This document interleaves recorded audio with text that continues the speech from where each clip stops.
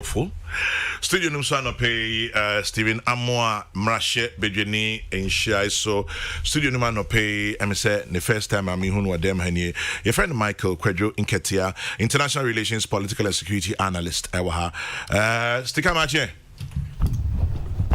chairman boko there chairman yanko padum ekoye me ma bra bom de nyame adom na ewi ase ne yekoso wi ase na ebiso aka Ghana na ma say ne ma awe ho kakra Michael Mache yeah chairman boko there chairman pacho me ho ye pa ye da nyame ase me da no adaje nso me da ase me share dan hu dem hada nti menye hu die me da ase change has indeed come indeed Charles Mache me Joshua Ebru boko there Yehu anadum. Ye da yami ase. Joshua Ebru na say ne say. O say ai me de ani die ma no. O ase obi odimu. Me Joshua Ebru. Na me say na chairman me Joshua Ebru. Na wa ya santini woni mebru. Mate but the meaning no kire ndie na. Me ba na meet you na me say sama se taxi wo person gini na. Ade. Sama o bogos na me say wo person apostolic general. Say ade na ayi baby ami bobi e wa na abam baby ami bobi ho de okon sana ke se wa aba medium any versatility nti metimu sana ke se afi abofo ni media fu sane utrinkwa ya da yehu ase na dum ne mobru hunti amen na otwi na emuwa but na enwa sa so enso nye ni panyina na etiase je accidents ne de ekoso wi ase a de betima kan ne se onyame ohunu achichiri na oye open temye achichira de nde ohun ye mfre achichiri na domti ode abeduru bi ode adri amen ti asedam kuto chama amen amen Michael chairman one of Jumani analysis of international relations politics and security may start straight with the obvious Russia Ukraine implications nenia koso. Already, for the first time in what 7 or 8 years, crude oil has tanked over $100. Ahonchiraba. When I hear you, Musem, Bobin Komo, what do you make of what is going on? Dear Nekoso. Well, chairman, and Sunny, you be who the Ekosu say no. SC Etimi who baby are free. I baby drew her. Osha international relations, and I say we are seeing history and now back or somewhere. Said will be aware the international relations a chia check a cranny be who said. After second world war na say we are seeing tokwe tosu mienu no e ba na wiye no aman mienu eye America obobo aman bi to say France, Great Britain, South Korea, even Japan, Australia, Canada, the western part of the world edidi nachi ebelidi ye and oman at that time your friend say Russia and so bobo aman ketu bia no to say Poland, Ukraine, all those Soviet states, about 16 of them. And I'm also forming the United Soviet Republics and your friend the Soviet Union. Yeah. And about the power politics and as a competition.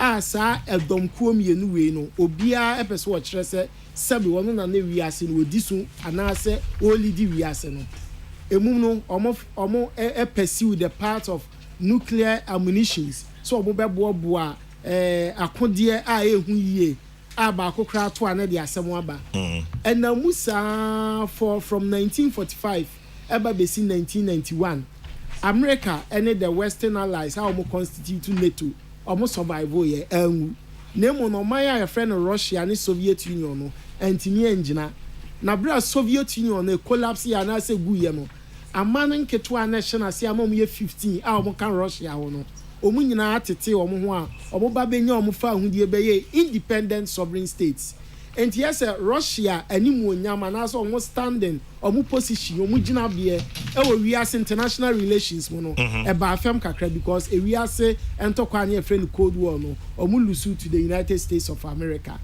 eno na papa e friend Vladimir Putin uyo obi a watie ne nsem ache waken kan ono ani books a watire ni interviews or grant ya papa mo ewo ambition bia opese the old Russian order and the Soviet Union ne wiase nyina ye ji omu di se eba ntokwakum mu military eba agudi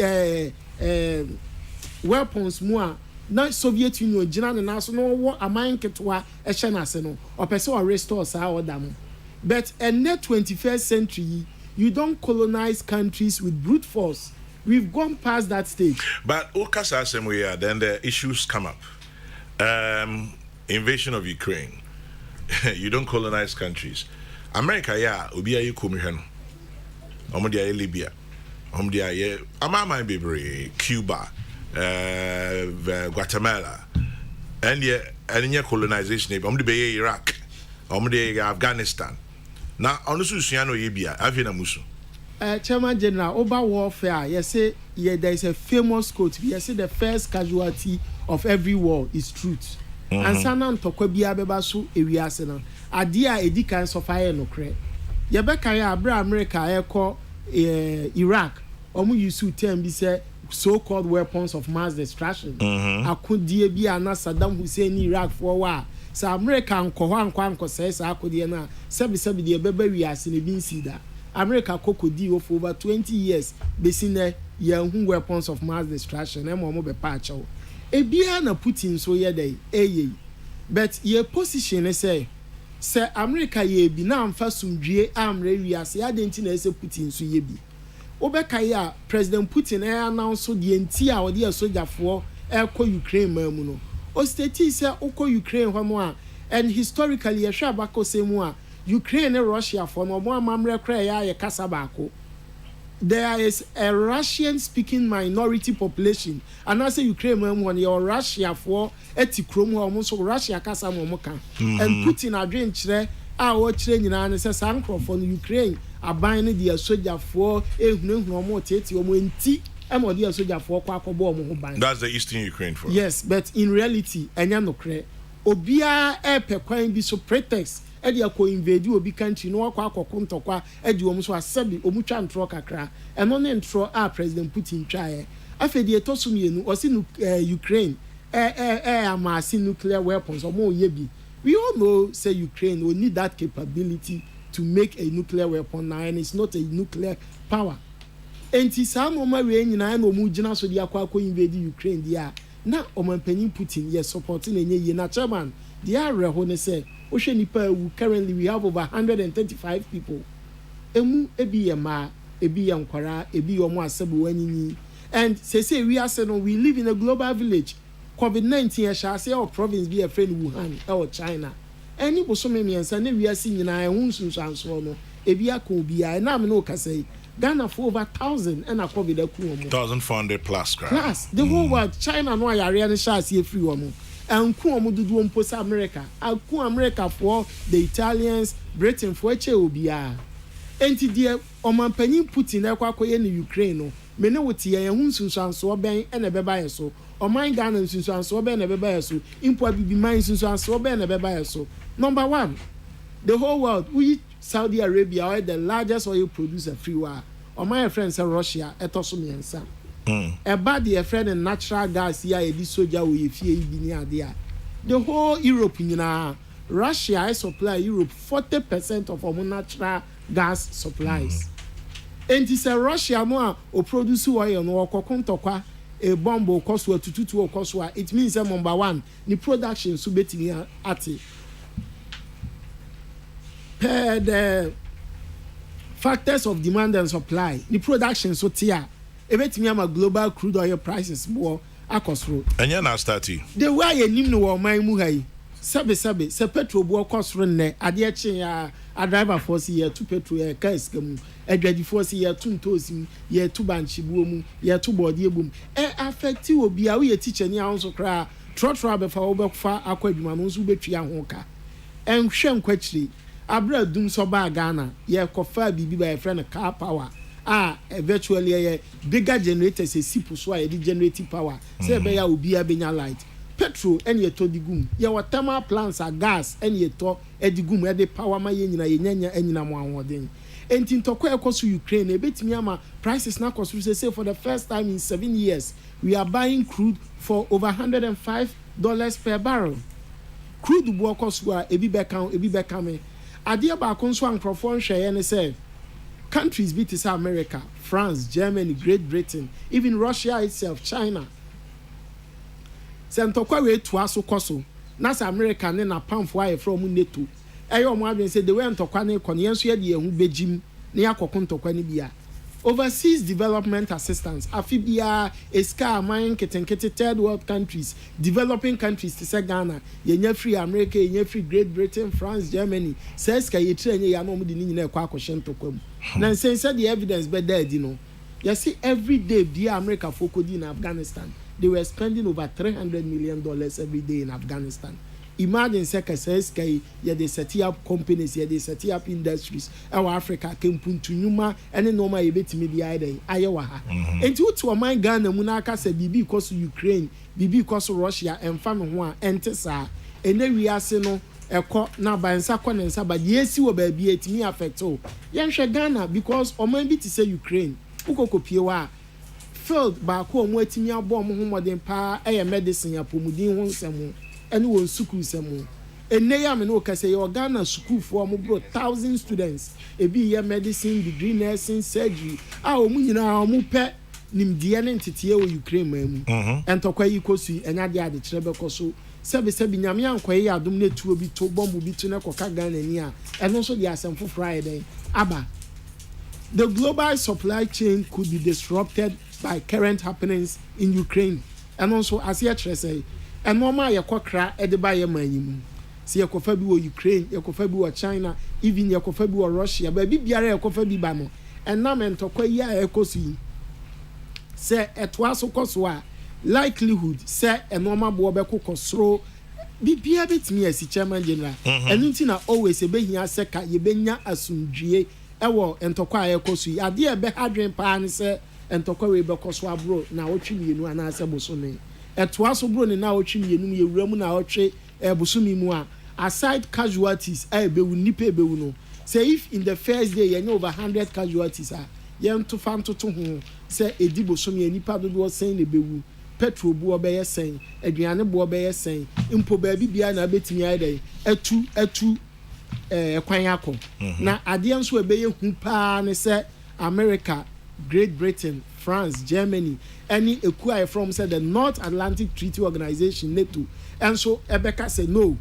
Sebe any Putin in Russia and Kwan Ebema.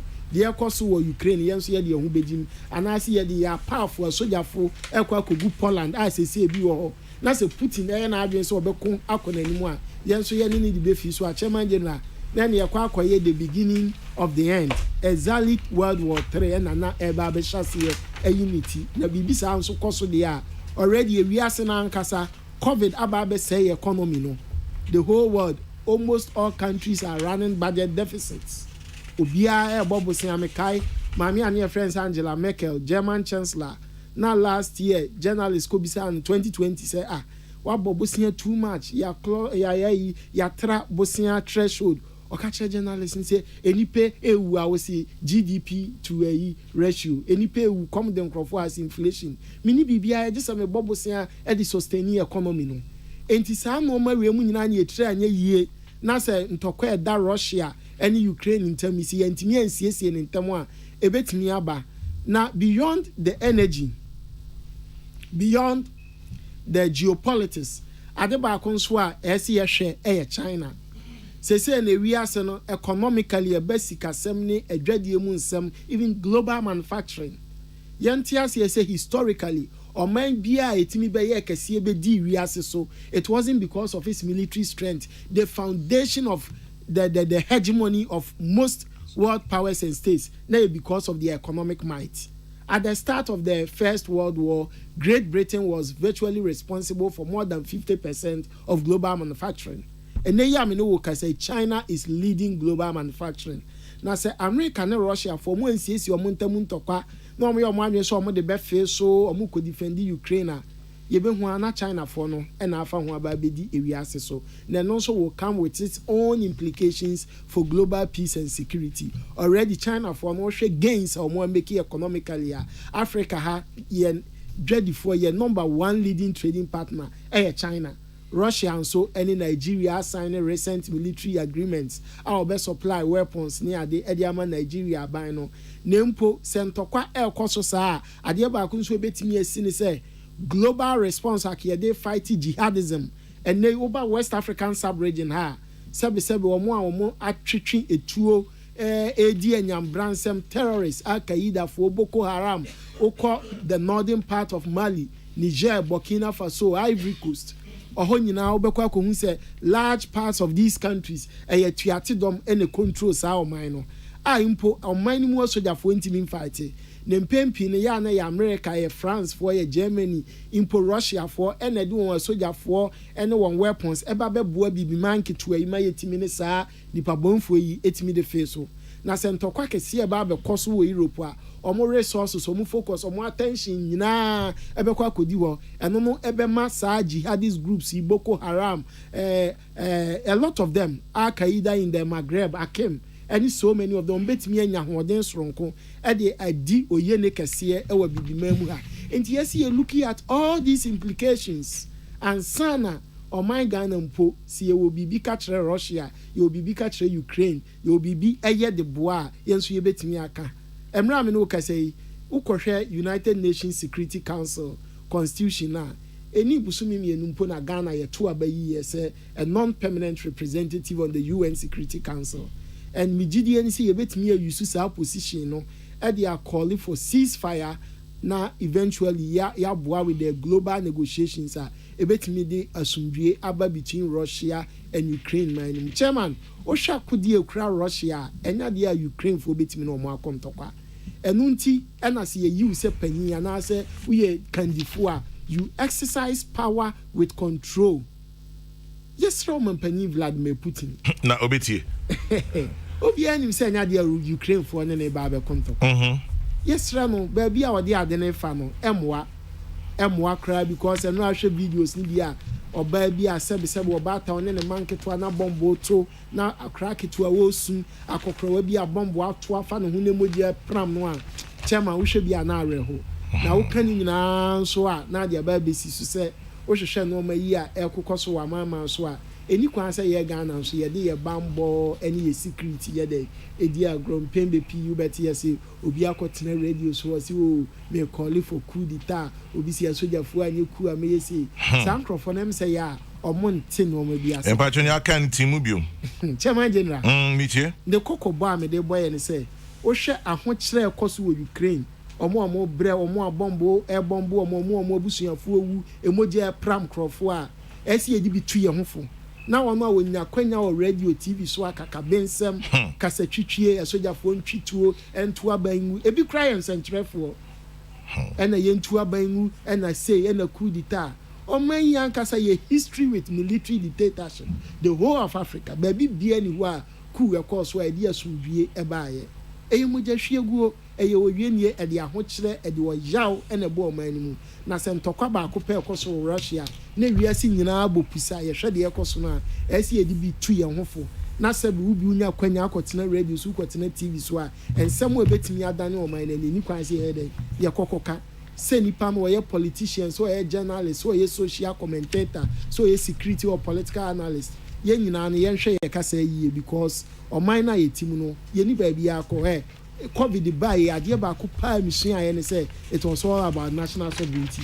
Obeti yes yare aba obi anko ni krum na afi obi aman air press or the plane be kwa fa ne dom aye de yaba yes won search nye wo da ho na aye de otafre eno mo betimi aye de ho mani mu eno mo ba ko mieni bi wo ha aye nko yi but ye nya botre ne ye kasa na ntokwa ne sa ku dita nsensem na nkrofo bi kan de sebe and funny community and no makakra ekoso between Russia and Ukraine e ho tofa bodo no me dasi bebre anope Michael Kwadwo Nketia, international relations, political and security analyst.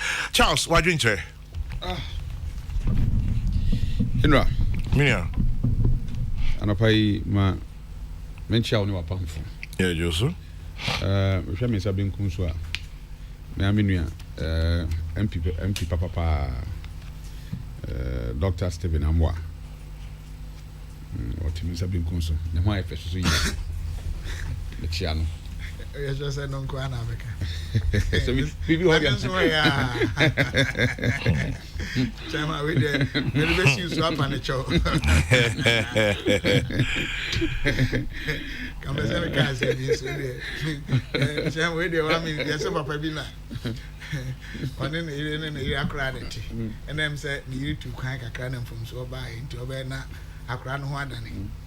na papa ni ni enti obi o enti se papa enso na eja ohwe ma akra ho da ne ma me no so bi onim se ne kunu de mo ye morning devotion ne preach enti ma me no bedu ohu ade na wo no po no frɛ no bebe enti mfu odi na ese papa no respond say e bia ade oba ma ye no so nenka wa be ba ma nenka wa we nye dede be ba ma nenka wa so class wa asema no timi nkan ye so one obodo I say ohina we asase na ko report so bia we asase a kire ohina kuna ti do so we dis here ya to as aka minia apia ho odini apia enketia kwajo Michael kwajo enketia me share that but anopai or a gentleman kasa yesu so general minia me twemani kohwe me matran konya ye nkransa atran konya nananom titiri ne nkransa dom ya bra anopai me share omunya abrantie bi bon nyom na se wanya ne wakọ ne krechi susu bribi Tommy Redu chama de so kai si susu bribi ansa da bone den aba like I say abraboy you me say you pill you womre papa and you womre boni anti me nua kofi bi so anya ne kra okọ ne kra chi say bantuma kofi boachi so onye sika sie bi because da boni wo hoyi betumi aba ma na yi the economy there you say what quadare international relations aka bebre na peni for say control fi wo osun aniwa esun mama Ghana me so the account topic ho na me fan say to say you can Ukraine say pepe speaker of parliament kan o say ya nhwe yi a so me miensa e da ye ndimi se niema antoto yi a aban kura sika sema de betu akakra no e be ye din na onya sa information we I don't know na ohwe na sebi does it lie in its mouth to decide salaries well e bini pa cross e information bi ho wa ye nim exactly na ohwe Russia Ukraine conflict a wo ka ho asem say Ghana ni yi lebi where and yilebi ehun sema aba omani hia say we be nsa be kan yatima survival as a country na say emputu juma bi wo ho a aban betumi aya obegina so den aye me gidi say enema bi antwe yi na ankoyi but say oman ma ye de che na ye correct wrongs no na ye move kwa yanim because you ain't correct wrongs ni nyina ba bi ejina so me hwe ho kasa me ene ho town hall meetings ni ya the question is that why now it could have been done last year they make have a feeling because about affect him but say ya nsiesie ye ho ye higher the air cost of Ukraine Ghana ain't nya ho be there's nothing that Ghana can do. You bet me kasa on what debate on, but in terms of impact, we are the end to me making any impact. And so the American crowd and the Chile kasa keke. And then upon me share phone bi social media. Na ya list ama mind yeah, but military equipment ahoden. Russia, if you see now to me no. We American for few. To me no. Enti enye obi asabi you the ne cast man ne ho jubi na ne cast in some odin ne komu so odin obu emu ne ho odin na sabi mpanifo say odum wo hoye e din dada na sesabron sema kosi so onu mo wo ye opentokwa dada na nyame adaro mande wanya kwan say wo kwa kodi bone and he's okay ni pe wu no anya na ha no because I did question answer because we be a true article be or say Putin is not wicked, he is evil. Yes. Me no chama me trans me hwe mfoni e question am say already we dey wadaro my papa. Yentimi nchire dey obeye wom dey nanso we dey wo nsem. Because we say we ti ufie. O tro say maka say obi ntimi nkọ hodin fo fie nkofa na dey. I just want chire nse go nachi. Oma invade obi the country no aje airport aboso a on meet me di omo troops ni omo equipment den afa ho aba enti wuti wo fie ene ye tu yes bia wa kantokwa na mugina bia ehie bi so kontokwa o we de wo fie na wa bawura wo fie enti wa bo hoden fo fie a kire ne siden agu na chi obi hu hoden so a wura wo ka wa fa fa beti enti asem no nya de a ye betim but ye hiam as on mind sisi a ye be ka ho asem se e de ne ye as ye mind said ye kosu se etos koso akọ nanim a ehun sunsanso no ba ye betimi absorb as on mind ba because se be yenim enkran wo se chama ko han dan akra ji se ko han ni strawberry ko han pebra asabeto ko be bibiri o wa nsuo to ana afa efie o ba we call dry season there na ke se hoiden a hoye dried se be bia na emom obi a se be o se the bible can say yanko otati ahom kusua nyansa osini dayansa na ensuto bread adru enti se say yehu signs are eba na nsan wo hwe se de fuel bo kakra course ne wo he deda e ba o man mu a che se baby e we kura no yenya ndru baby ase edru it means that if care is not taken ye be ko animu bi and how as o man ma de na ebetima ayede asisa na ma we ho kwan se eba sikasem from putujuma eba sikasem for ade bi ade be your man more because money you can't do away with money no enti yen hwe ye die ye man mu ye ntoto a ye be ye I mean o man pani fa ne mangu akwan mu ne ye hu se we die kra de se bi o covid by no na attack individuals and it will transfer from obi so but we die it is beyond covid covid by see nya duro se bi edisi ano ya kire nse wo hye max a se bi obitima prevent wo ho kokoro nsa ene hono na bomb so ba wo horo nsa Debbie and social max na bomb no nsusu anso be ba ya say ai da ho kire na eden eba ye bomb e beto ya no to Ukraine no na da ho kire so eden eba amaman so nti ehu be hia se ye be siesie ehu yie anya agudisem the normal I mean kasa I mean we are part of United Nations the ya no be kotum ne yi yensu ba bia yensu nkofo no di agora ye nko obi za ho kire o ye kasa ho kire e wo me ni madaf bi kasa sisi na o ka chem so na djuma bi a o ye yeah na afini yentianaka afini o I'm sure say sika o he would have been paid yentianaka enti ye be stress ye nanu ma e wa ban mu so this is the time myself on the ahobrase ye den e kasa o kasa afini yentuam kai onim say enra graphic David Chairman na bibi wa front page Ghanaian foreign students bemoan financial challenges. Na story no Donald Atodapatem in a troy. In fact, Okasin Yana Mary. You say Ghana phobia ku school amanoni. Besine. About 2,000 students. Wow. Yeah, in term omukakra umbidi. It ranges between $300 and $500. And monthly stipend also.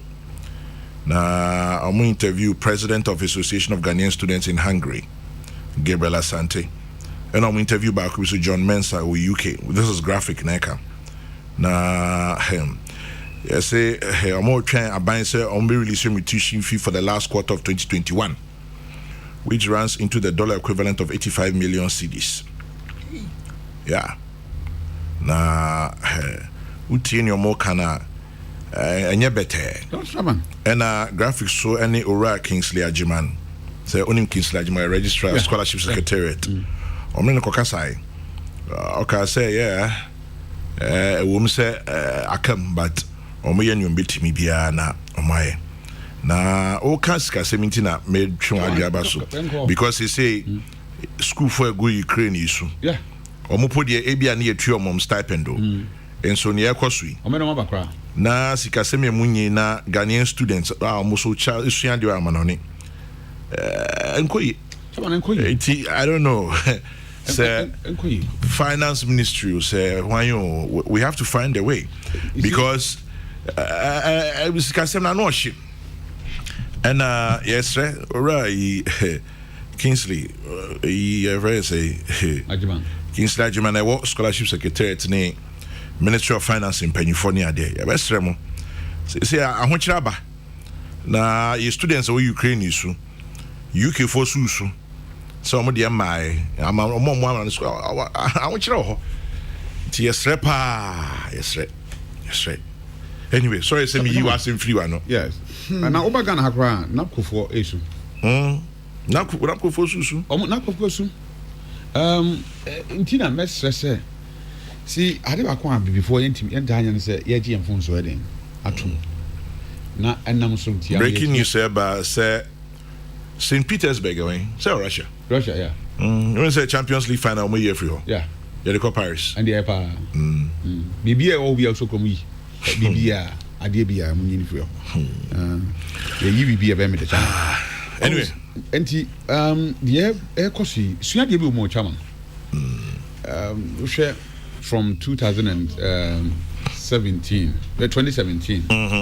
eba aban ba ye eniema all ye ne hihye I'm yet to hear say bibi ho aban say bia me ye am fi say manji ni am timi correction ebeboa and all the time bibi are okay but bibi are okay where we are e won say be kan say yare aba yare de nsem ba ye but the fact is yare nko a enti baby adu no ye hia say aban beba oman man na so am ye nyina ya tia say ya no way ahokyere aba that is the bottom line ye hia say obia de ne kakra wo beba all hands on deck ye nyina ya mwa na ye nchichiri ye man no atoda ankofo bi nim na won tia say ye nsom ohinda da chaman there ye nsom ohinda da ohin foforo ne ye som enti mitu emi me som owura danka kufado eno so nkyere se bi obitia owura John Dramani Mahama adidi ye se fata ye de be mo no na mmom obi antia se whether we NDC ni o we whichever ni o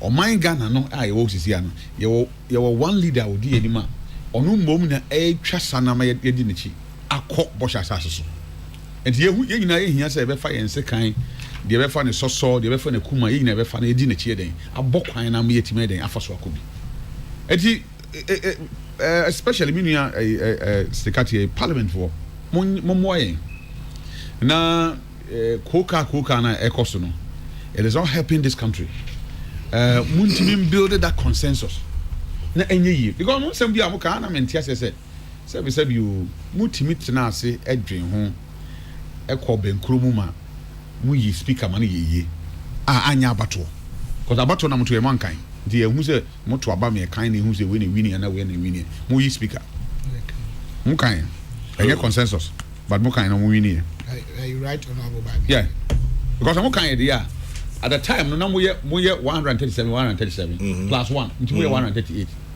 enti mo ebi to ma NDC ana ebi to ma NDC okay good ba ko to say no say ba ko to say na ba ko so etuma no na kese nipa no na bibi wo ha ono no empe bi am candidate am dey dem because we critical analysis ko bituma ba say enye one man betuma ba say NDC ni bi su kra to me to my but the fact is we be free MPP mu a otuma sure and am person me ka ho say enti ye be say we be ba ana we mba ana we ko ana we ko even if mo number kura sakura na mo mfa kwan foforo bi so when you say there are so many ways to kill a cat ya wa kwan bebree so you betima fa so a you betima nya nkamumu wo ma hye badwam ho ama ye di yie den ato yie abo ama government business den akoso because obi are right there I mean two captains intimate na one ship made e man yie obi a gidi say na de o kan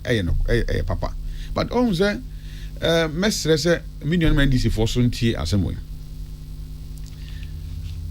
doctor okay kan trust him o say the yen say ugina ho no on hwe ni yen wa hwe ase it means that obi a oda ho so betima soro man eden ayi chairman yeah so obi gina ho na so otimi hwe ase man yeye dia and the wa hwe ase oda fam so timi soro man eden man yeye we have seen NDC in power and in opposition sa na ehu MPP in power in opposition emre dane said watch ebo yen take and take in conin, Nichino. Na economy, a chess and mere as a son. Baby, I do know whether we are NDC no MPP new. So now Ukraine more Ukraine. I know there's opposition party there, and I'm a boy. Sabi I buy out to Ukraine and name or your money drink to say, but a bad set into quiet bay or my bay back home.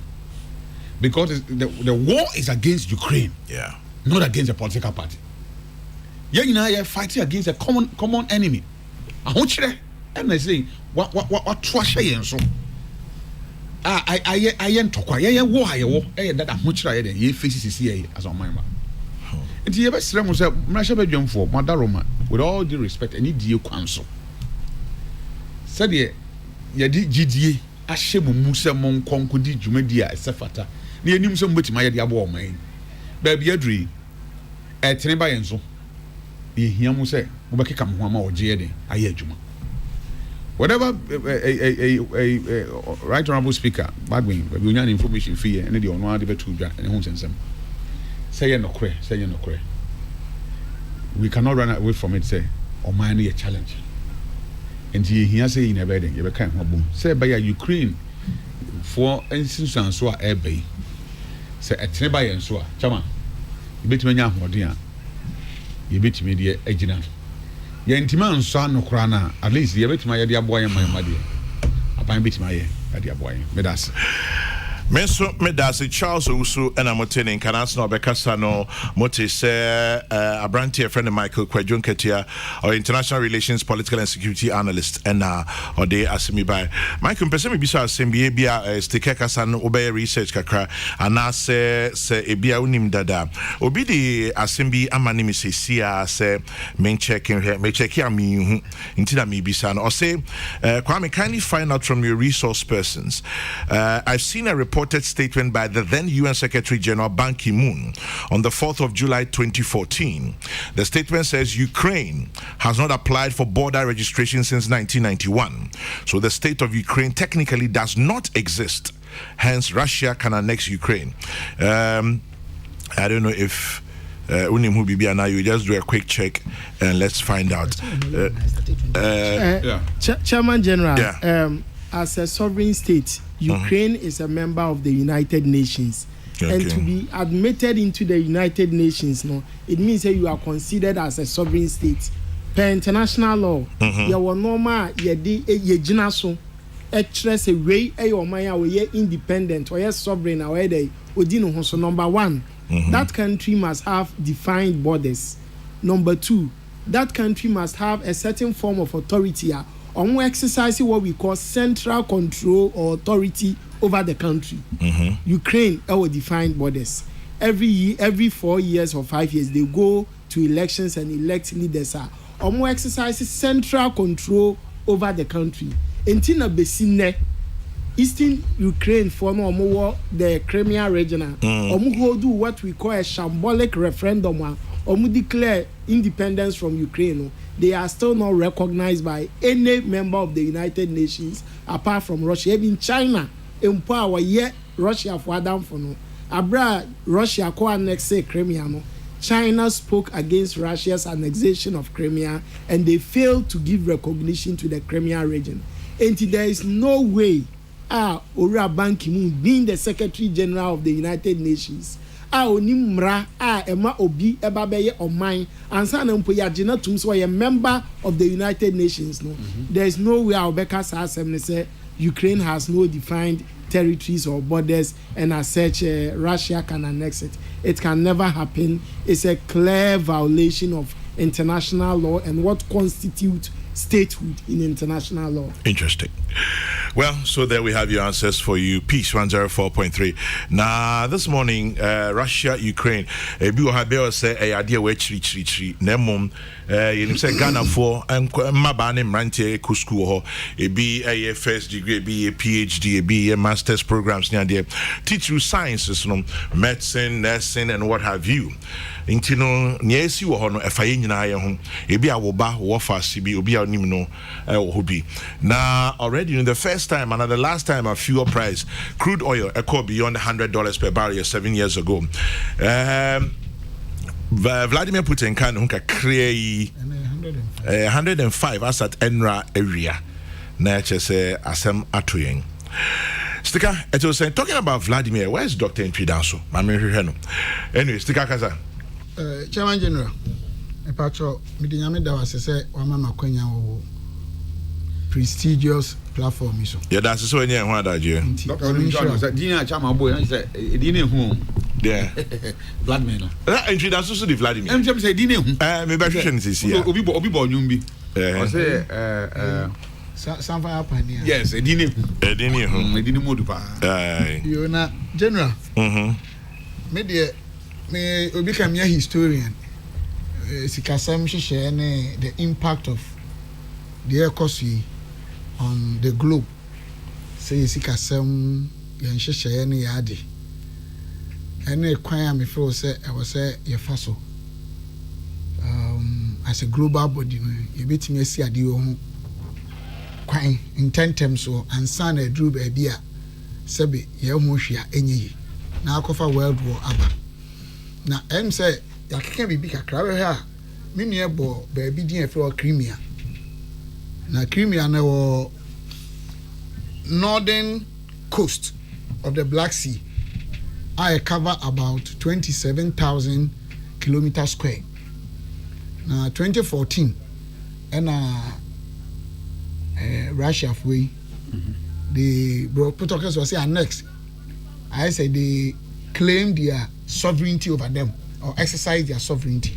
To her war now because 2014 ho baby. And Ukraine Russia.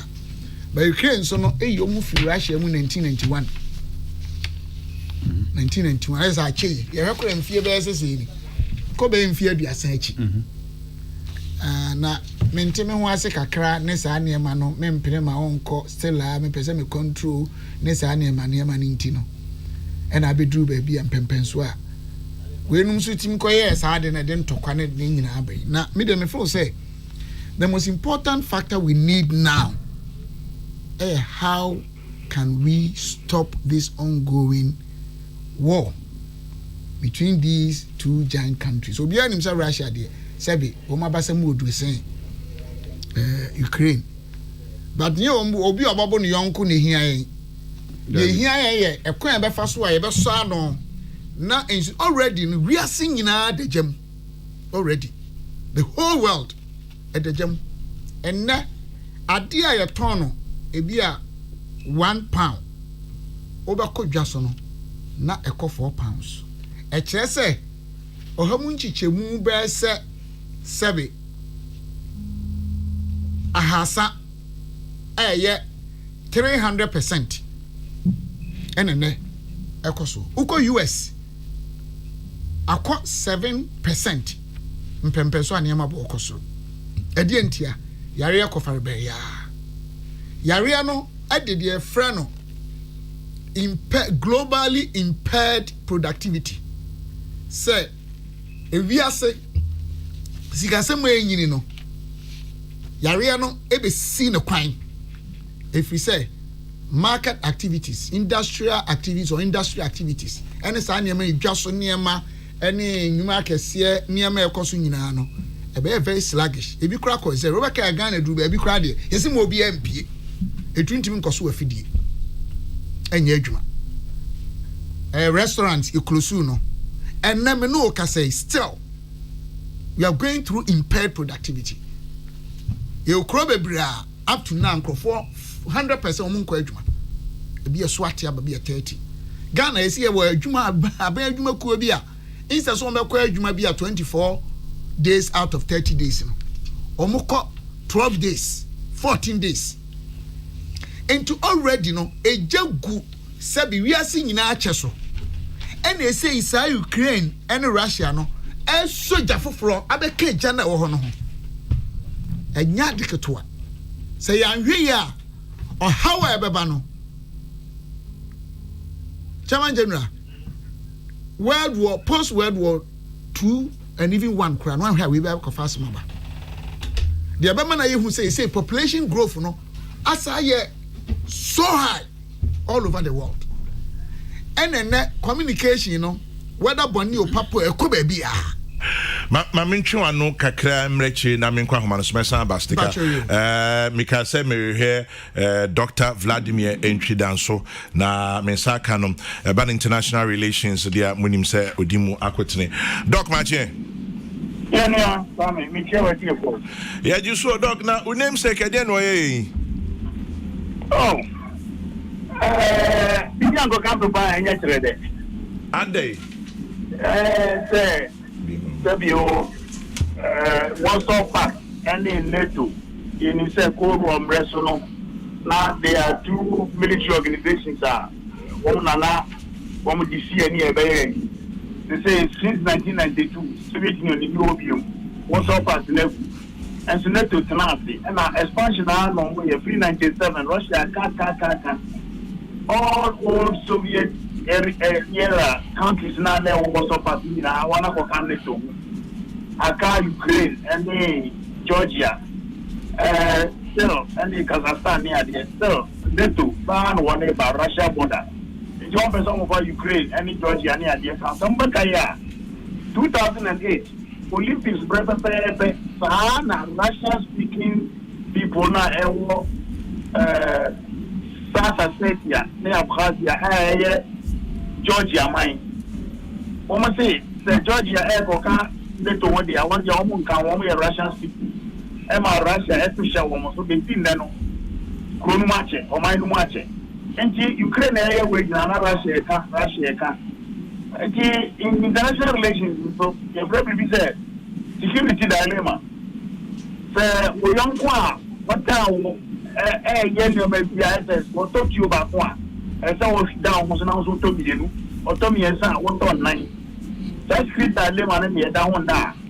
Once NATO ever Russian border they will do everything to secure their security. Unfortunately, as I said, the invasion, I didn't think there would be invasion. I thought they were doing forward presence, deterrence, and compellence, proper invasion. They man knew say Russia for this, and I'm saying one more year but they say they mean business. Okay, say they mean business. Are you saying you're putting in and he's justified? Well, in international relations, there is no morality. And the justification will come when you use the what we call the security calculus.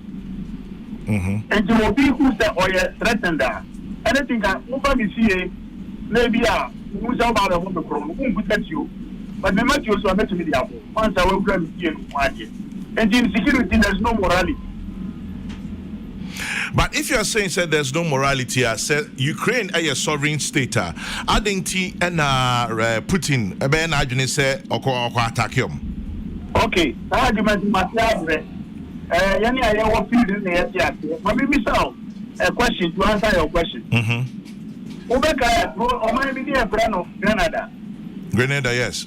A small country of about 10,000 people go. 10,000. Prime Minister near friend of Bishop. No need to the Castro Campana, to the Castro of one man as the socialist. And Grenada.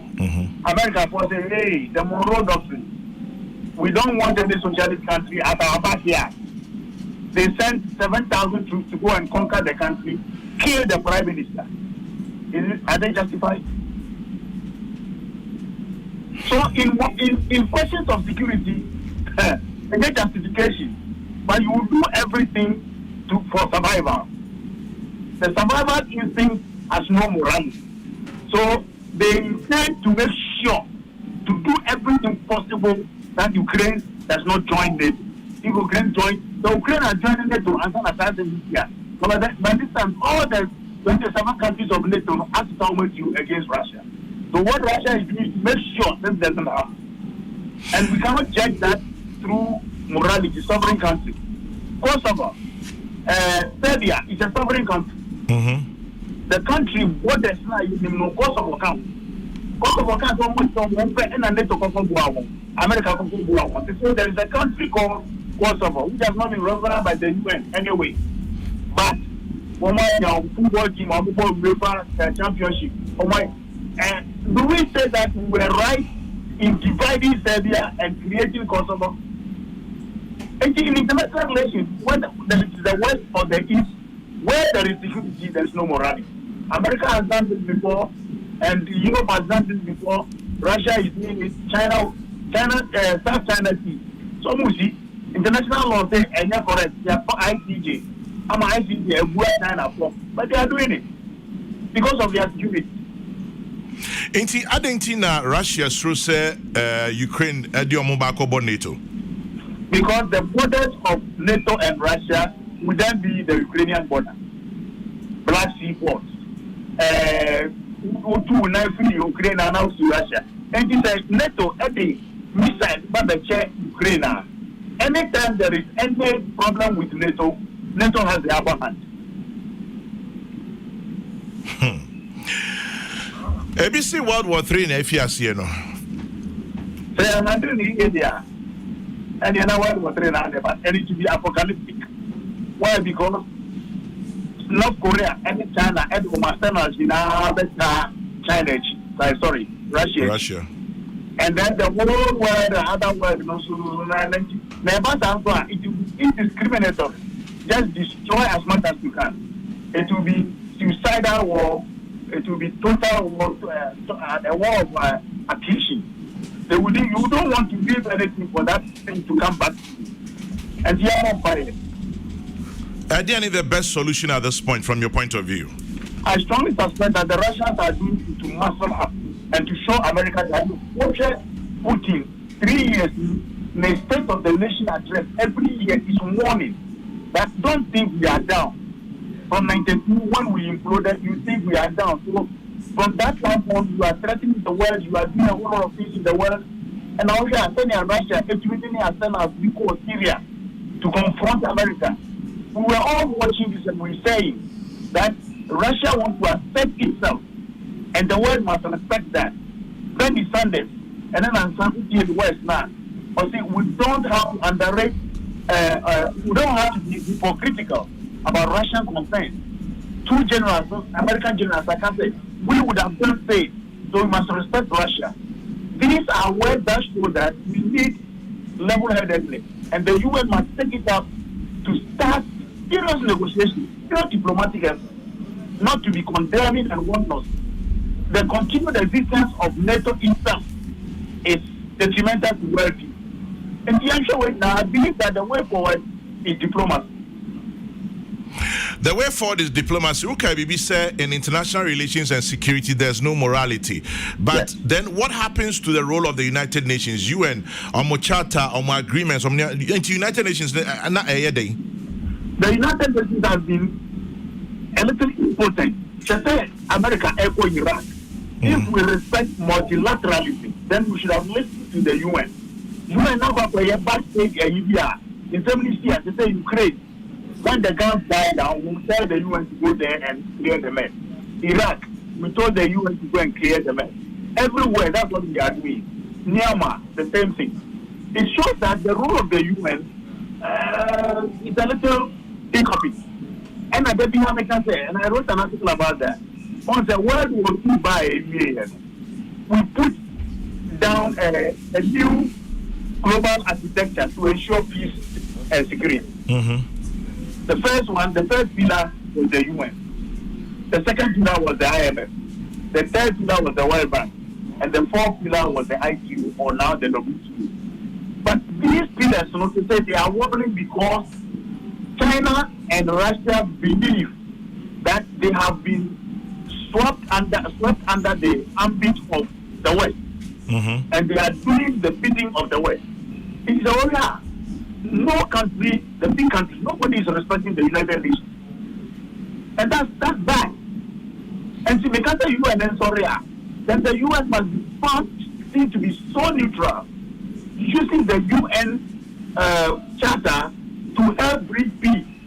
But when it comes and you have sanctions that the UN is quiet, the way and the UN is quiet and that kind of thing, and they have to come back around. But now there's no way out apart from global diplomacy. And I have suggested that the smaller powers, Brazil, all those smaller players, the South Korean president is one who lost so much peace. If the smaller countries will come together and call a spade and say, hey, look, Labremo. And then they talk loud at the UN to bring about that kind of thing. I think we'll get somewhere. But here's the example, the problem.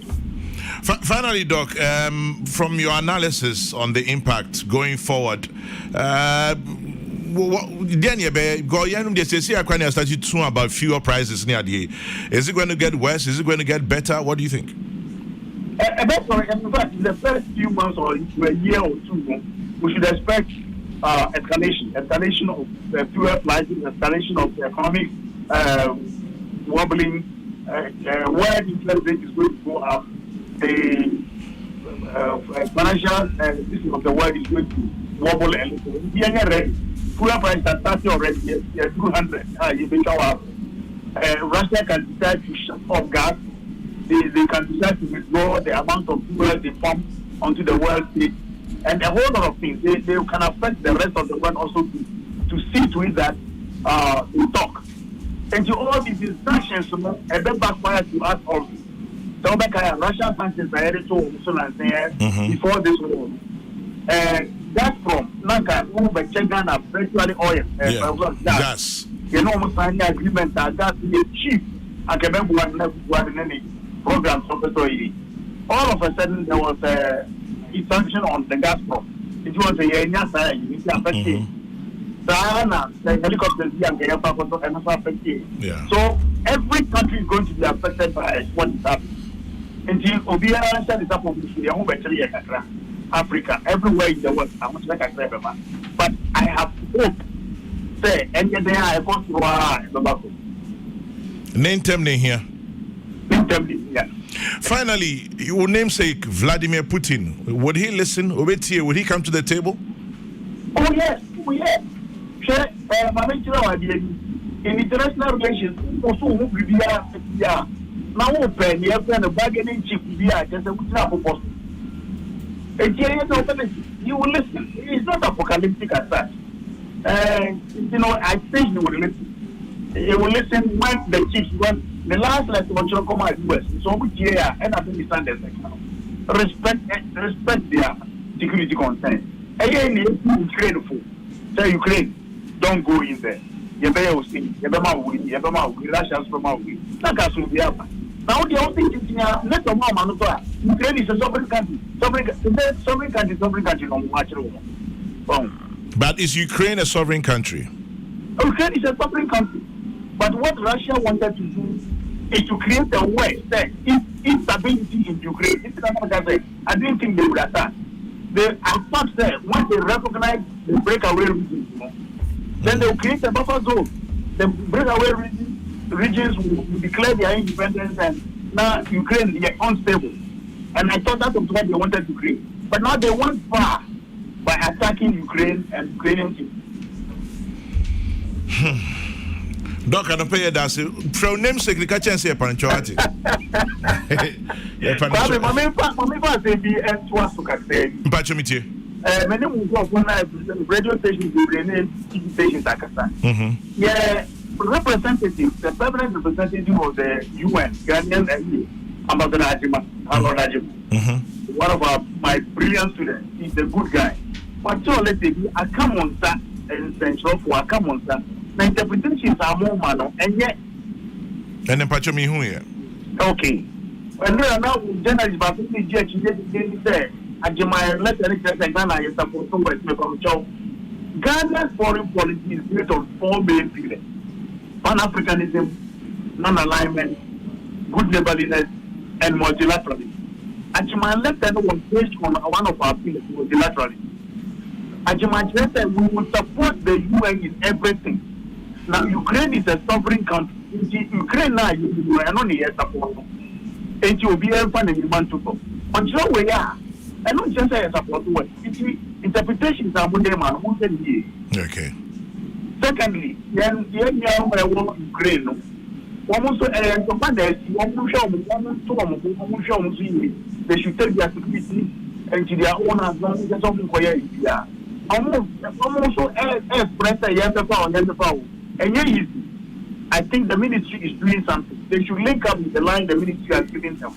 near who of Banqua ever passes my domaba. Now, at the nation, the Banamus and Chef also, if you have the ISA, Ghana betting up a plane and any upper was it doesn't work that. Mr. Moore. Doctor, that's it. Yes, sir. Dr. Vladimir Entry Danso, international relations expert, sharing his thoughts there. Sticker? General Chairman. General Chairman, Chairman. Difference in your day. Now, what is the difference? We are General Chairman, we are Chairman General, two different things. Anonymous. Bakumo do no correct. Mimikutamedi also found there. Thank you very much. Bawa because I am number 1 that the end will be any. Yeah, the Nyamiasi. Second meet you, I drink chance. I'm a day, Dr. Chidasu, about a history, come and me papa be on us work history. The me papa I can boy bracket. I mean, Cassa san or patch. But I say, I say, oh, it be a sida. It be a treaty way. No correct said you be or can because on one him dear or same. Name on the in air can say. Otia me now so nra. It's names me tia and now so. Young you be tia will be now so run in Susa Swab and a debye. And Ukraine American. Me assure say me start to be a peace over 20 years ago. Okay.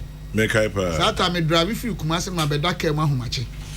Me assure say me buy what fam say unia. Mo na maboa me amma come anim.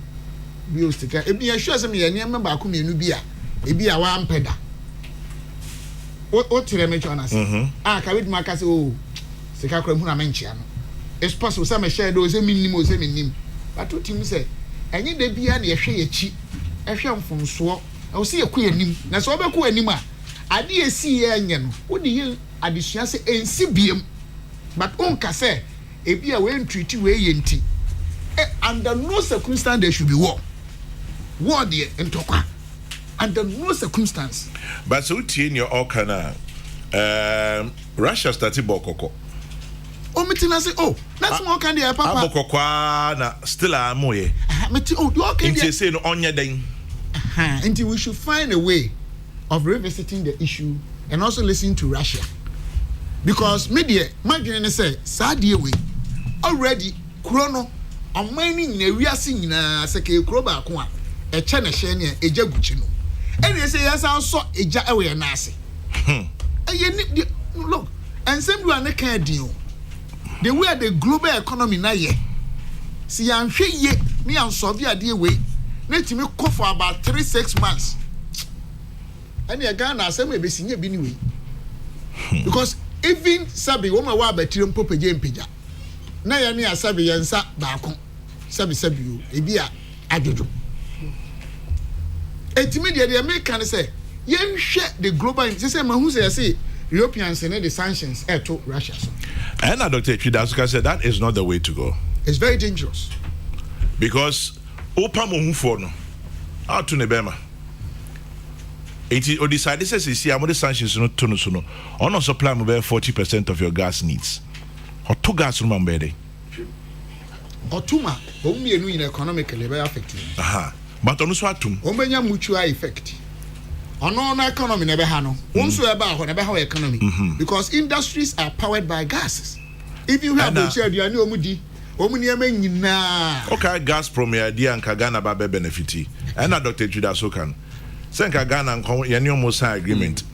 And I'm the sanctions at home. So it's Ghana crisis. It's Obuto Tony gas from Sisia. Sembeba. And to add to what he said. Damn it. Ocean before morning. Obey down and Jojo. Meaning what they're making? It's woman shiny, but in media, I stand for peace and I stand for stoppage of this unfortunate thing. And ya the papa, and you're extremely dangerous.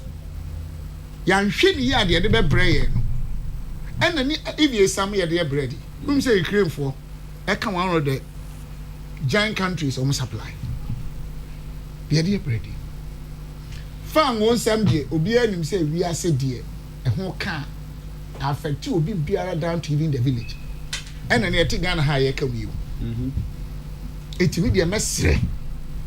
Ghana dear, I did which my casino say, near Mammy and son. Empire Bonnie GD. Naya and Cassano, your sense you, yes, it's a war about no of being a catcher me. Oh, me am offer late Sir John. Offer me your soul rest in peace. Amen. Was say e kun ba wiase a. Na o hwe wo ho ode na ye ya. Yes o yes o ko okrum. Ku ba bia e fa ba okrum no. Na de tu akogina ho. Sa de we pa de me krom de da bi me mpene. Ba no kura hwa na se akon de bebu afa so no de mi ka ba abusu afie. Na hwa na abusu afie ni se nkwe ya na o yire no ba. Na hwa na no yire no no akwasha mpase. Because we asema I so typical Sir John. We don't carry. Hey, watch it, But Professor Joseph Osafo, head of psychology department, University of Ghana, Legon, I say, Kwame, if morality does not matter in international relations and security matters, then we are going to be living in a jungle where laws don't work. An important issue in the current unjustifiable aggression against Ukraine by Russia sets a bad example for all of us in contemporary times. We are not in the past, we are moving forward. The human race keeps learning from past mistakes. Nobody should justify Russia's blatant disregard for other sovereignty. NATO is not expanding into the heart of Russia, but to countries that want to join. Are we saying any nation that borders Ghana can say that they perceive Ghana as a potential threat and so should be violated? Please, Dr. Mpidanso, come again. Professor Joseph Osafo, University of Ghana, Legon.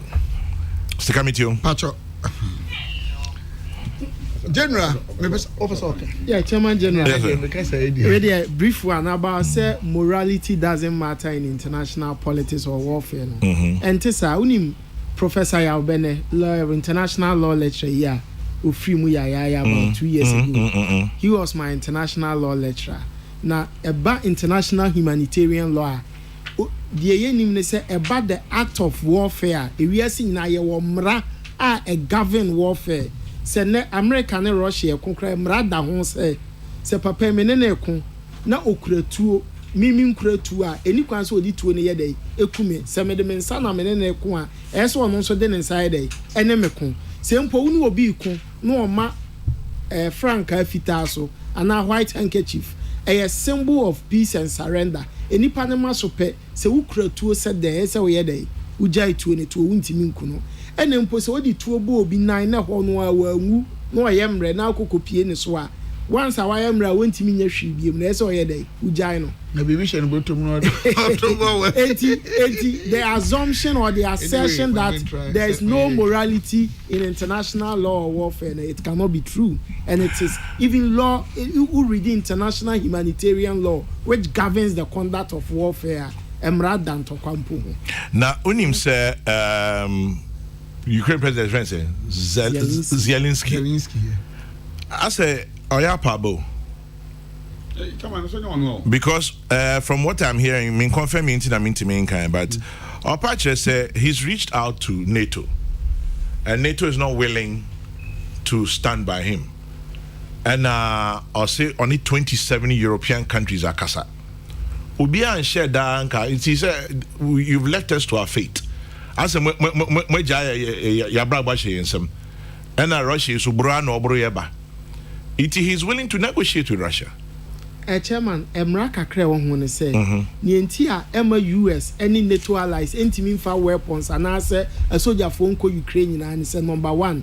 Ukraine is not a member of the North Atlantic Treaty Organization. But they are courting them to come and join. Yes.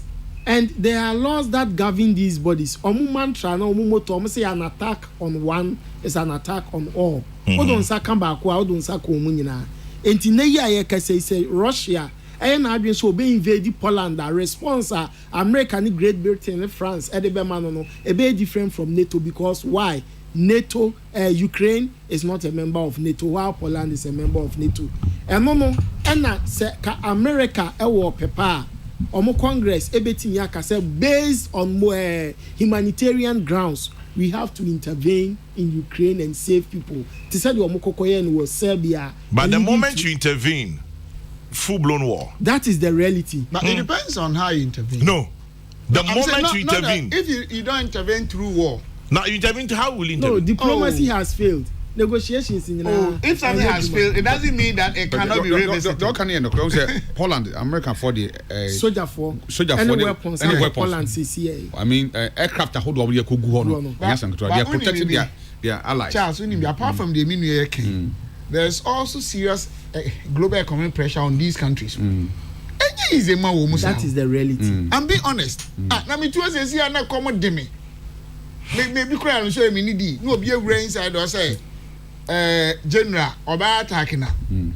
Ebi asa kama me pa said Messi ahuri bi ahwe o be attack me ni pa kesi say. But come dey now stick na ha me aku make us ebi cry me so no. Me na cry mazi ku ache me oxygen flow. And no the way enunti and I say be this so say Ghana. So the chairman na utuafo a Charles so can be no. I was say ye set up papa. Me see one we have bibi betimi asi Togo mpo ye ntimi nko. Togo ye nuanom a ye de bibia bom just one line yetimi nante ko nante ba ye hono. Some of the towns are even the same. Some are family members. Saniema we ye futuo maye. Em say nyame de bibia di a ye hwe as a country. Into omo sorry wo osake aye ku me hu station bi a Ukraine assemble yi ena no pay obi oho osi obi onim no e Ghana ho number nko aye ono aba okujato nko a na wenim emi nwanwa say station kese sei samumutimi ni honi bi krachi bi akasa wo ho awo hawmu omo say obi kra de omo nkasa en wo hyefom asase ase a bread ni nsu odi wi obewu ti sankrofo ni nyina numbers no have you relayed these things to the foreign minister or minister of the appropriate body and as a mini okujato so mini aketu so ono nso wo nipa ba akopane number ranking member foreign me hwan na meboa ono so adien watimi I relay to the authorities now to work on. You see, young show money because economic challenges are there. Yeah, call foreign students. Why? Apart from even COVID, Obakai, me and Yanu this Obakai say one deputy minister be neba. Okoria idea say be bank me change because also a foreign student and he can't go for a long time in this country. It's been sinusoidal or cyclical. Ekoba, etesi. But media wo media. Sense we should be able to entrench our sovereignty in terms of managing our economy and creating sustainable jobs and building infrastructure. On my way, Nyame mfasa mo BBC Charles ubetu atef ye didi metuma didi ntade a sha chairman de sha me ye suku sem ne bibia be ye na yin and that is why I don't support the bia yanko IMF no ama ye timu ye de science na eba na nya ndi CMPP asemo enye wa ho odin apeso ye ku ana wa ben ma afi so wo sika na wo opposition wo sika wo eye kokobo ede ma ye se emre bi beba wan hwe ya duane ye obedie se de champion no start ba ye no Mami can me messages can remember last round and sorry. So Chairman General, good morning. Look at it this way. Your enemy shows interest in a plot of land in your backyard. Will you let your enemy buy it? Or will you buy it and use it for your boys' quarters? That is what Russia is doing. Most Ghanaians enjoying peace are getting it wrong by blaming Russia. Albert Esman in Awoshi sent that one. And then Ebisu de Abeye Nyamisem.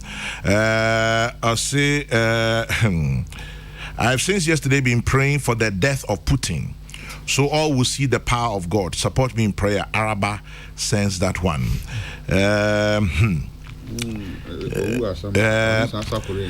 This one from Eja Kwabena, Corona Queens, New York says the UN is a talk shop where heads of state go to outline developments taken in their countries. Israel went to war with their Arab neighbors and grabbed some lands from the Palestinians.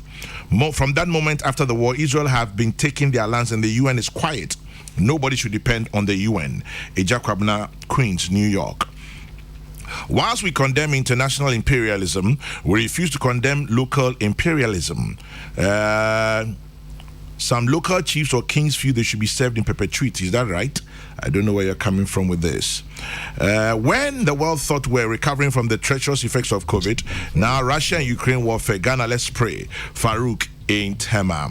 And then This one says Ghanaians should brace themselves for more economic downturns as a result of the spillover of the attack on Ukraine. Nana Ekwamwa Boateng sends that.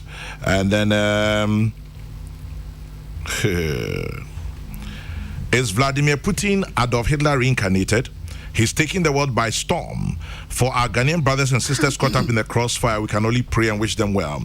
Sir Obama in Pokwase sent that one. Sticker, thumbs up for the wonderful submission. Alexander Sifa sent that one. And then Kwame, I swear, Putin is mentally unstable. Daniel Ochri Sodium. Well, thank God he's not hearing us. If he was hearing us, we probably wouldn't be able to read your message. And let's see if there's anyone here, and then we may call round back number. Yeah, sorry. So, and then I plead with the Ghana government to evacuate our nationals in Ukraine as quickly as possible. Safu Kantanka and Okanshi, we all pray, but trust me, it's not that simple. You can't just go and park a plane in Ukraine and say Ghana from Bessinyanko. Jamananka maybe the Manusi. Empacho for Anusi. What was a hand? Etimpacho, me de Manusi no. Yamika yina kusini say siya yetiwe. Yan share the situation. Na yan pe anodru. And go forward a lot of alternatives in terms of policies and other things. By the minor share aben oyen sa. Tis wa kwa so pitch no akọ doctor ho. Na wa diagnose u problem say we na beboa. Say siya to omemi. Yeah, timi amomode and support to aben. Am yan generating the needed revenue. And remedy some of the problems and the challenges here koso. Ni akase amanyo same to obi se mempre ma wonye mepra ma waje obi so se meka sa no obi se menka sa no obi so na no kro mu gi omu di bi ntia ma wonye a sabi oka otakra ma utwawe a onwe nan bia. And that is why some of us are saying say etuotua edin obi atiase nanso situation e wo mu die ayes wanya malaria na wonu mu anwuno dada na doctor amount kuni anase ebi a amoda kwen say nom na say no obi amanum anwo so meduru anwuno misra Ghana for yen support to aban we na eto a pese ye the same aban na 2017 ye taxes mako edunsia idase yeteso ani yifiro mo kai enu ya kraba Ghana yenye bi oha kaya yofo de condom kra ye shey real estate. Can we redirect our conversation? Yeah. Etimesra Ghana for say ahuchire wom say no. This is the time to redefine economic policies be a beboy, especially generation of taxes. Sanya be sikasem ya ho be de na de ekosu wiase nyina mui edi hu be to yeso no nyame mfa sa me kwadani ma yeso ye benya enaso papa bi agina na yetinya so ohaw na ya mitigate the impact of this hardship. Obia sum play the role ye and central fund sam keka about wo no ne ewiase ohaw ya be aban a wote so sebe yam so kwan fa so use sika wastage kakra o say ye hwe ebi akwan discretionary spending am of our budget kwa be niam ba ne fu sat say the sebe minister at so about 20% security obia so ha ne ha na oman no yam pagi ho ba kokwa amebo ne say emre bi betimi aba yentimi depending on obia. Already there's hardship in the system, let's be honest. Talking about depending on obia, Kweku Sechi Ado obia me so obia hanim no. I say Ukraine and Russia together supply 25% of the world's wheat. In the high sounding international relations analysis, even the price of your humble bread is at stake. Sure. Because Ukraine and Russia they supply 25% of wheat we are see afenena. Yeah, Brudu ya. Inti adiane sen ye kono. And then there's another one that I wanted to read very quickly. Not yet about Ukraine President Rekase Onyankane to bebem no. Obi sending me message BCC me fitri ya mayera no. Okay, I'll look for it. I'll say I was here na afa hibi me. Aha. Tie international relations boss. I'll say Zelensky wants NATO to put boots on the ground in Ukraine to fight Russia, or at least declare and enforce a no-fly zone over Ukraine. But both would amount to a declaration of war against Russia. However, since Ukraine is not a member of NATO, NATO has no treaty obligations to defend Ukraine. Is that what it is? Yeah, Chairman General, on paper, exactly as he said it. Because Ukrainian member of NATO, NATO emra a governed member states in terms of the invasion of a member state, NATO entity enforces our protocol to defend Ukraine. However, on their own, Abra ISIS dominate Iraq and Syria, no almost areas, America for creative be a friend the coalition of the willing. I say or maybe I would you say the ISIS Iraq and Syria when in your Mumian defeat you. NATO and even states that are not part of NATO. So I'm sure not the Russia, Ukraine, and Yan Papa Muna, and you yen in a baby we are here, or Musubet me a cambum so more Quaco at Ukraine man. But Chairman General, as an international relations analyst, I can tell you, sir, America and any allies, Neso Muko Ukraine, Ako fight Russia, and yet Papa Mariase. The best alternative we see in the United States a better dialogue. China, so North Korea, support Russia. It's possible. It's possible, but for now, China for now remain neutral. We say Russia for annex Crimea region, condemn Russia for it. And for now, I don't think that China will be playing a cast here with him. At the international level, what people don't know is that, or maybe our genuine interest, or shed your baby one mine in the chrome for.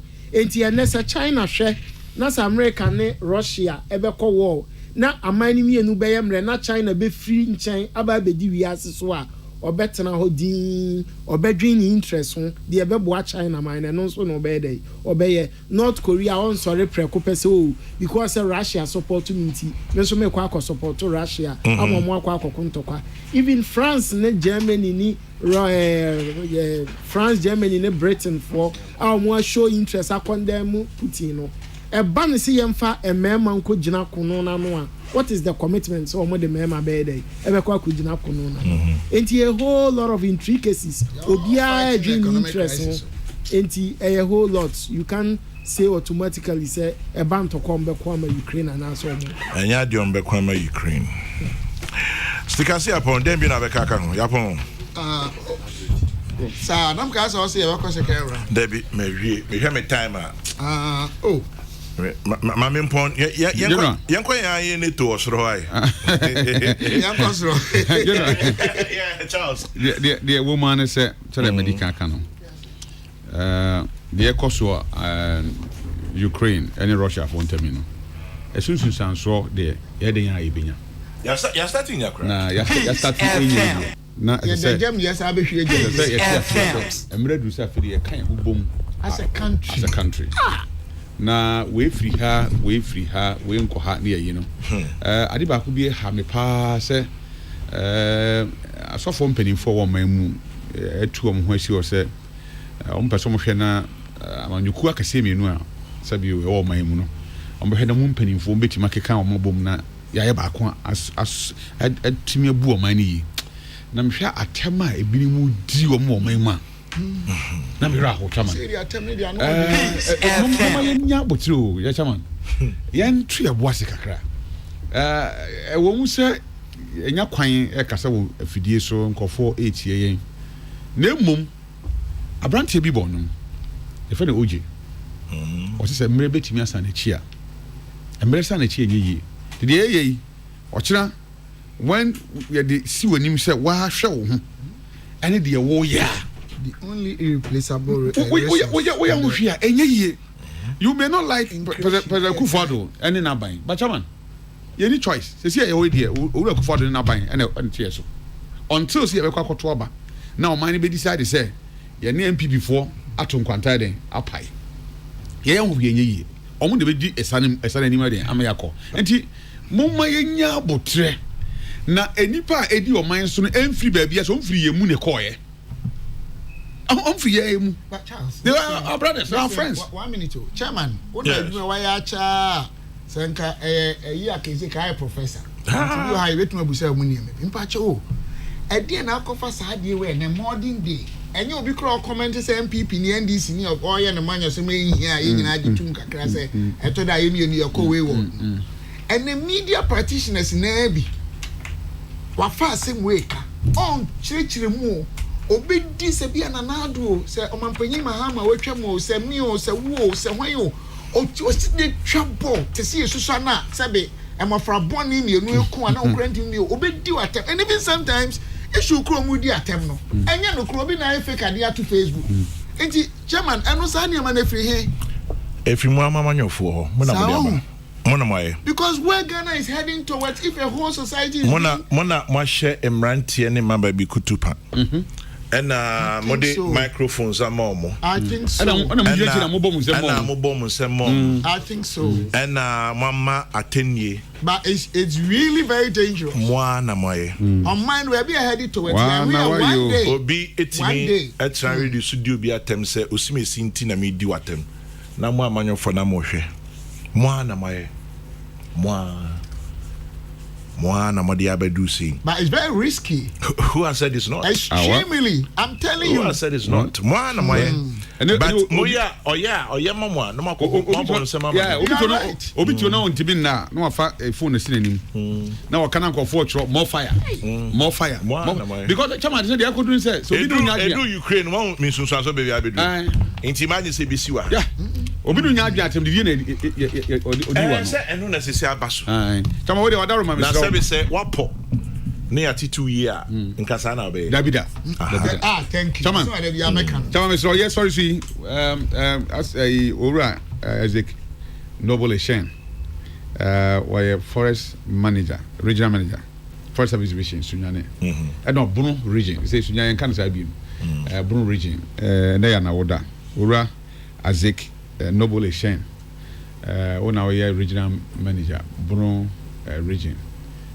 FSD no pay me more happy birthday na mestre say some ya Bruno dia na maka dia ya da so ji Osunya airport ban wadaro mo hwam ka ho asam no kan Bruno kasa oh Bruno kasa Bruno kasa e kasa no aka no maka oh bebe da so ji no I say come on Bruno ya on say ya wo Tachiman the Tachiman for kasa o ya on kranza for kasa o ya obrekum ya odoma me ya kranza ni enti en kranza for say the sikasa no eno na make ko kasa na me de bebe and I'm can do baby crowd untia me proud Bruno proud in kranza yeah man both and soon to be MP and abron for yes so now so we endorse dia soon to be MP we endorse so pebe adwuma soon to be MP nemo ma de ba ko na say me no ayibi there here incubate chama wadaro ma hold the low key ebeba hold it me come as the can't because the cat of hardring I'm so pebe akomi ho now where that chama that's it kwajon ketia me that's no pay thank you very much for your insights me assure say enyen say you know bobre be the best how chama me so mani ajepa unim the kai first time when me tie Kokrokoo I think say na mo JHS 1 or class 6 na me hwem panyinfo ebetena ha opanyina je kumu nyina aba ha empanyinfo atitu naja eno na atete ye nyina na bia wote no so e ho be yote no e me offer seat kwasi practical kuba kom seat ni kwasi practical seat e bia me offer wo bia no pay offer me chiao wo offer se me wo ha me chiao me gina onamu aye ye se me gina offer se ka ba e na nkonya kwa nko be ha dwen ba offer me gina me yi me gina me yi me dia no man se ka ba so osi head direction me ne kwadwo na kasa kwadwo ketia o de kasa wi chairman me hwe empanyinfo atitu pa aba betena konya we enemra me sha se me tie Kokrokoo as a small boy na me so e manage so mama kwanya no na ye bebo mpa ye se ja kwanya foforo ba mo beto nsafre na ye beto nsafre enifa ba ko pa manchia na enye ye me nana Auntie Age oye the number 1 Kokrokoo listener the whole Ghana Auntie Age ye chia no pay oh serious anope ya me no ka say Sir Obama says I'm proud of Michael Kwadron Ketia say hi to him and Charles for me when him say Obama Patrick Chairman General okay ya branti bi o hadwen fa yi Stick me that say no pay yo ane Patrick obi aka bi ameso me de nipa mi tie na ma me start radio Kokrokoo ba ko na mo kuma se no acho this is almost 30 years ago nti na obi aka de ameso me chia no or grandfather it's all good but mo fa kwesi e chia one pay baby obi first stage number wa cry Kokrokoo Come 30 years. Oh, now you are this and come okay, over 20 years. Now you are this and now no 20 and now question. No, over.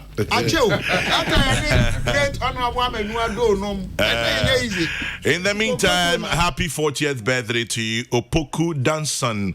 We are Assemblyman Kaiser Electoral Area Tema West, and their 40th birthday, Opoku Danson, Assemblyman of Kaiser Electoral Area, and Wawoda inti Edema Tipo say Yamao Afrishapa Nanyankopon and Kosu in Shrao.